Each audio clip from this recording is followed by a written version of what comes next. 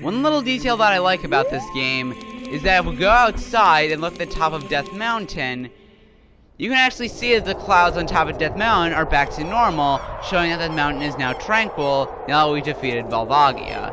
So, it's little details about the game that I like. Hey everybody, it's the Mick Master 14, and welcome back to more of The Legend of Zelda Ocarina of Time. In the last episode, we finished the Fire Temple and freed all the Gorons from Ganondorf's wrath, and defeated the subterranean lava dragon, Valvagia. In this episode, we're going to be continuing our quest to save Hyrule, so let's get playing! And the next part of our quest is going to be... I'm pretty sure Navi's going to tell us in a few seconds.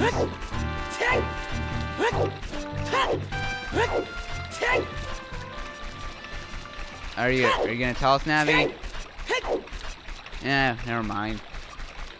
Anyways, the next part of our quest is going to be heading back to Zora's domain. Kind of obvious since the first part of our quest was, Yep,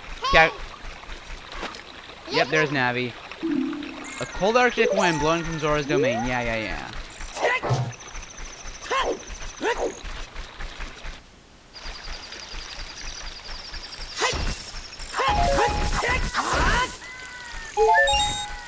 We have some things to do here. Oh, dang it, I didn't mean to jump in the river. And of course, the river takes you all the way back.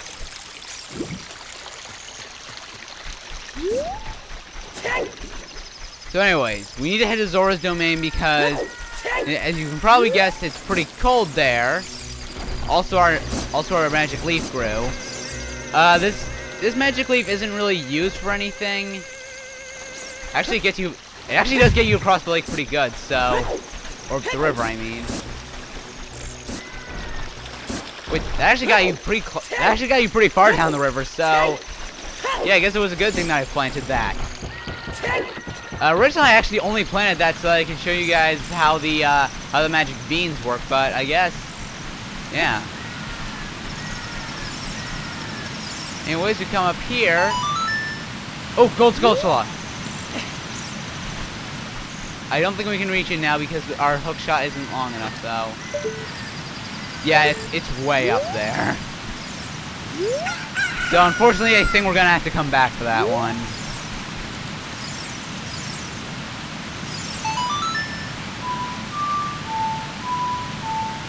Alright, come on, do it good.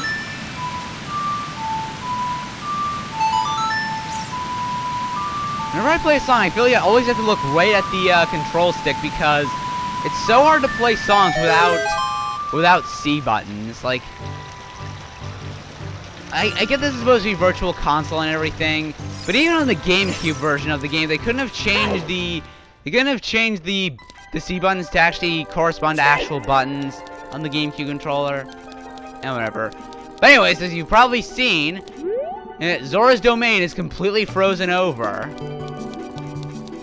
And there's no Zoras here. And if we go up top, King Zora is frozen, and Ruto is gone. And I think... I know, there's nothing up here. But, we slide around for a bit, we get the introduction of Ice Physics! Yep, you knew Ice Physics was going to come into this game at some point. But guys, don't worry, it doesn't appear for very long. Like, there isn't a whole lot of Ice Physics in this game, I promise. What we now gotta do is... Wow, even Lord Jabu Jabu couldn't take the cold.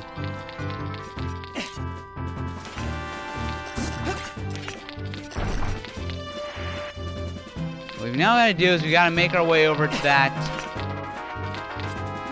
cave over there. But before we do that, I want to go over and get this heart piece because, well, I'm going for all the heart pieces. Wow, I almost fell. And that completes another Harkanya. We're now up to 13.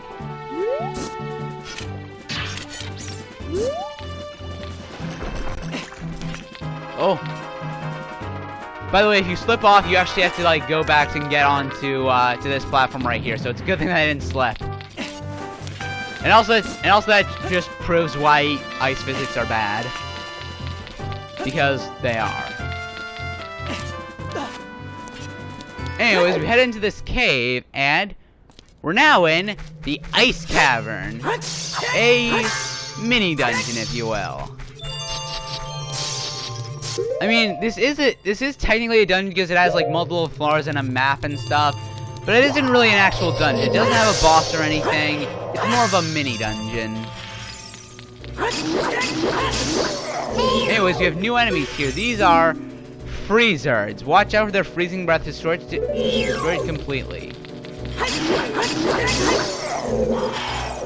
Oh. Yeah, if you get caught by the freezing breaths, you'll freeze and you'll start to take damage.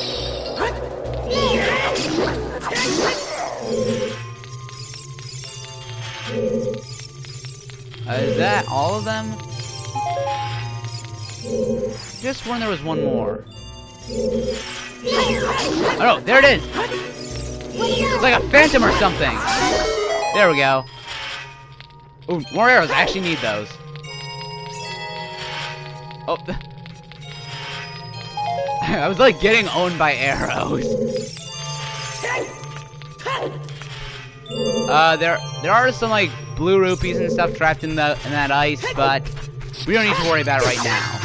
Also, and I was looking at that head with no helmet. I know that Link can probably take a beating because his like tunics or something are made of magic leather or something. But still, an icicle to the head can kill people. Oh.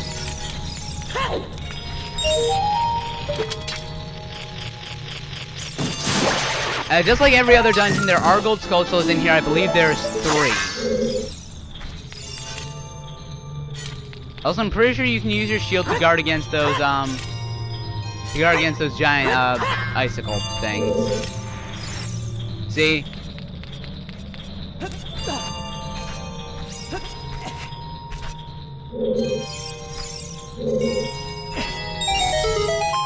Now we jump down here and avoid getting cut. Or not. Now we can make our way through here. Thankfully there's snow on the ground to prevent us from suffering from ice physics.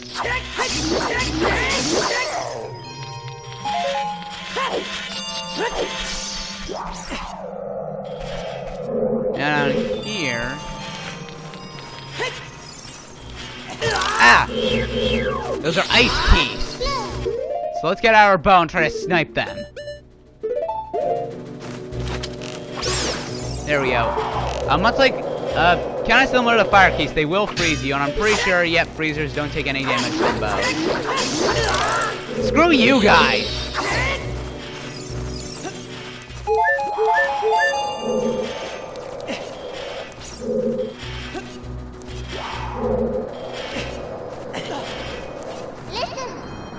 This blue fire, it doesn't seem natural. Maybe you can use it for something? So now we have a new item. This is blue fire.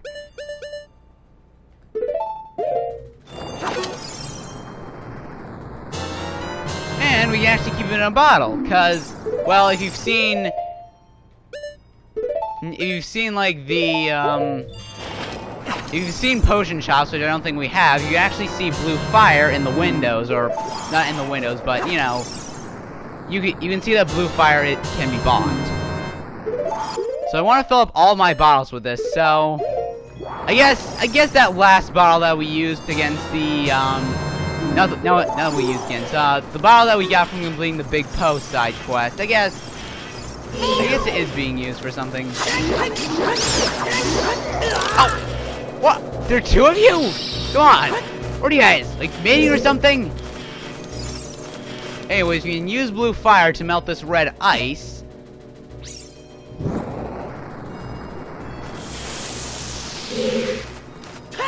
And they can be used to open up chests. Also, I know that Keith is going to attack me soon. We got the map! Cool.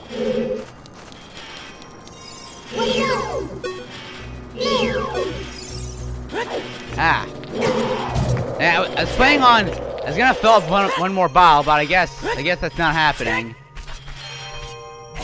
Anyways, we look at the map, and there's only one floor of this dungeon, and we're pretty much already done with it. So, yeah, pretty much a mini dungeon. Also, I highly recommend you use spin attacks to take out the freezers, because it'll hit them twice, and yeah, it'll do more damage to them. Wow, I landed right on that thing. That must have been painful for Link. So we melt through here, and I believe we head down here. Ooh, there's another blue fire point, so we can refill here.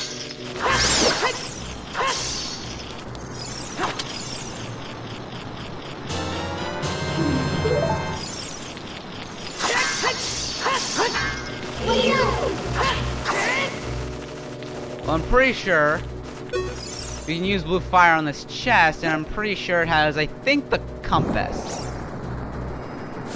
Yeah, I think it has the compass.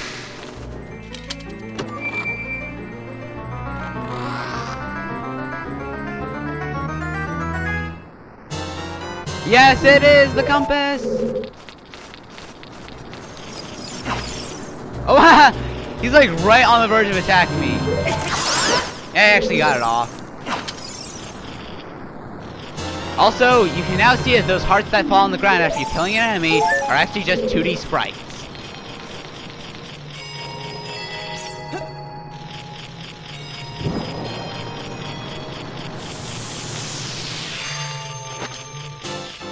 And that's another piece of heart. We're getting a lot of pieces of heart in here.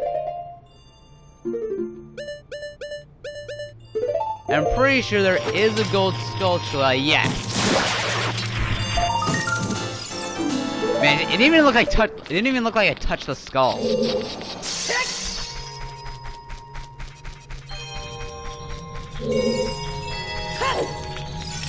Also, on my first playthrough, I only got one empty bottle, but it was the bottle that didn't require any side quests. You just got on the main part of the story. So you can probably guess how infuriating this dungeon was, constantly having to refill my blue fire with one bottle. So that's why I recommend you get at least 2 more bottles. You probably shouldn't get... It's probably not worth it to get all of them, like I've said. But I highly recommend that you get at least... I highly recommend you get at least 2 extra.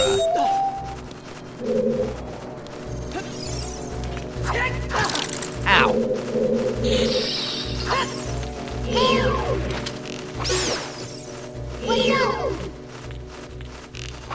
There we go. And there's the last gold skulltula in this mini dungeon.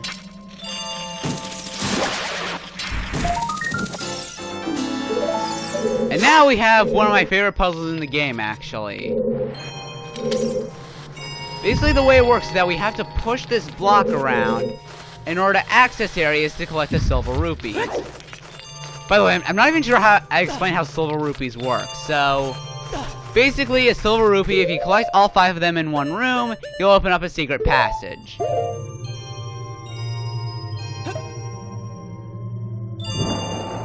And also, there is a blue fire point in this room, but I honestly just recommend that you use blue fire from other rooms. Oh, dang it, I thought I could get him.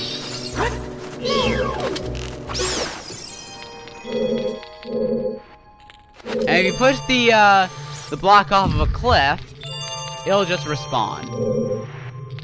So that's pretty useful.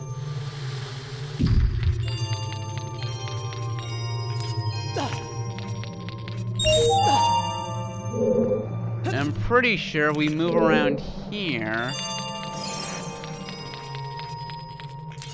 No. By the way, if you fall off one of those edges, you actually have to restart the entire room, so be careful. That has happened to me before, so I just be careful.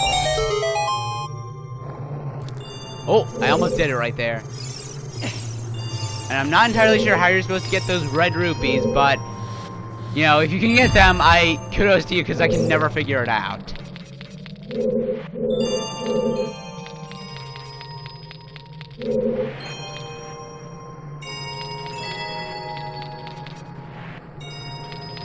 I think maybe in order to...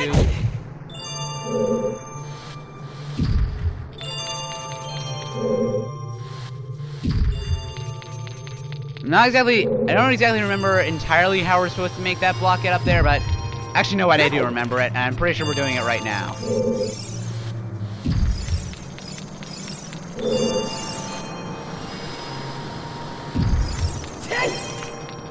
Also, how is Link not freezing to death in here? Like, shouldn't it be super cold? And that's not exactly the position it's supposed to be in, but it'll do.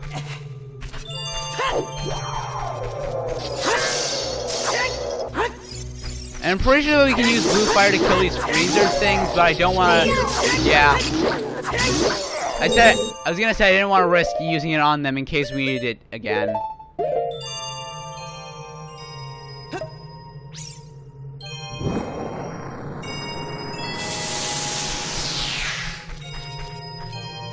So you open this door, and we're in a room that is very nicely decorated. I love the decoration in this room. And we now have a white wolfos who's supposed to act as the mini-boss. Yeah, that was supposed to be the mini-boss of the entire dungeon, but we killed him instantly. Almost. Well, no, we did kill him instantly because it was a one-hit KO.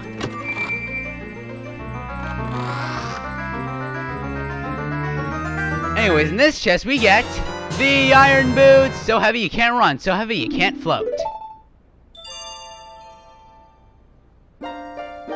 Hey, it's Sheik again. We meet again, Link. If you came here to meet the Zoras, you wasted your time. This is all there is. With one exception, the Zoras are now sealed under this thick... Yeah. I managed to rescue the Zora princess from under the ice, but she left to head for the water temple. This ice is created by an evil curse. The monster in the water temple is the source of it. Unless you shut off the source, this ice will never melt. If you have the courage enough to confront the danger to save the Zoras, I will teach you the melody that leads you to the temple. Time passes, people move. Like rivers flow, it never ends. A childless mind will turn into a noble ambition. Young love will become deep affection. The clear water surface reflects the growth. Now listen to the serenade of water to reflect upon yourself. You could always just teach us the song right away instead of doing that little poetic stuff. Also, this song is really simple. It's only 5 notes.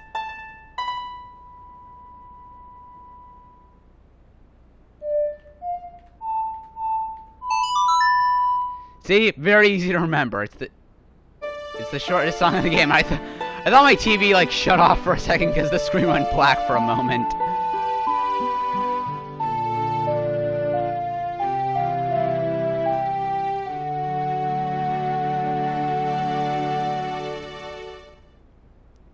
You have learned the Serenade of Water. Link, I'll see you again.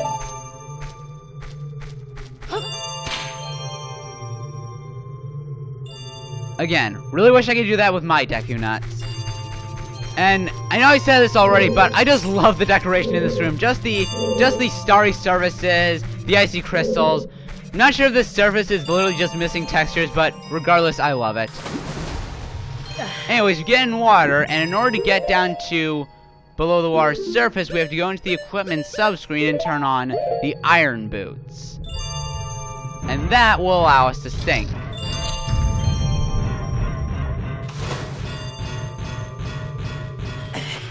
And we can't exactly run in them either. So if you want to run again, you're going to have to switch back to the normal boots.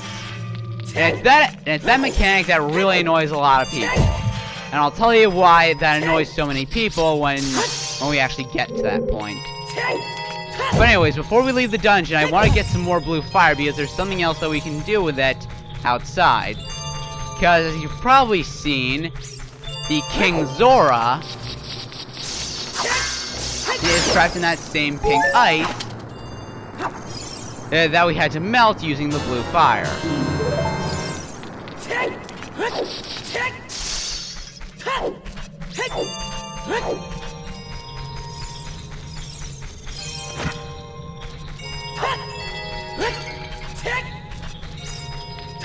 Yeah, let's get out here.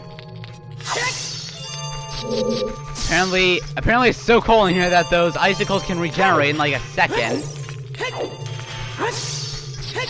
Speaking of that, how cold is it in here? Like, I know it's probably pretty cold, but if it's so cold that there's like icicles and stuff that refreezes in like a minute with no water, then it shouldn't be. Then it should be cold enough for Link to stop Link from living in here, or at least surviving for a second.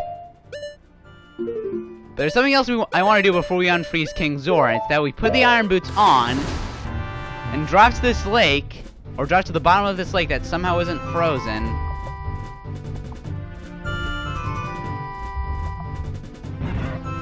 There's a heart piece down here, along with a bunch of rupees.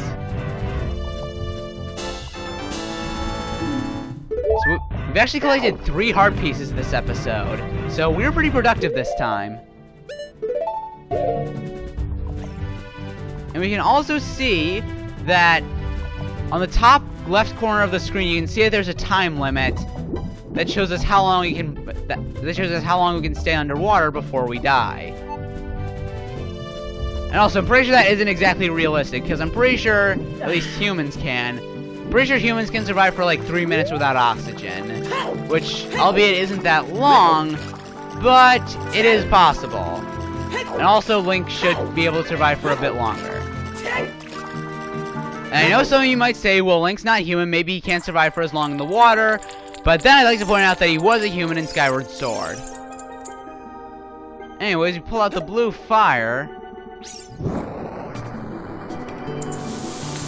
Alright, I was worried that we were going to be too far away for that to happen.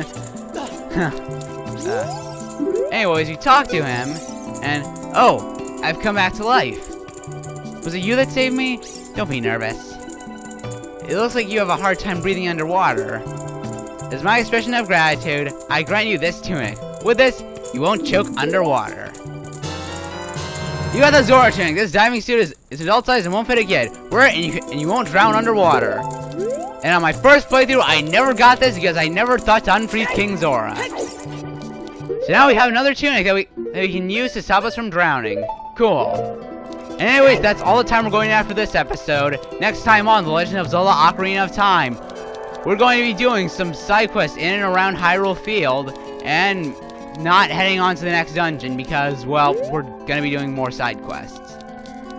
I hope you guys enjoyed the video. If you can, like, comment, and subscribe because that would really help out the channel. And with that, I'll see you guys next time. Mick Master, out.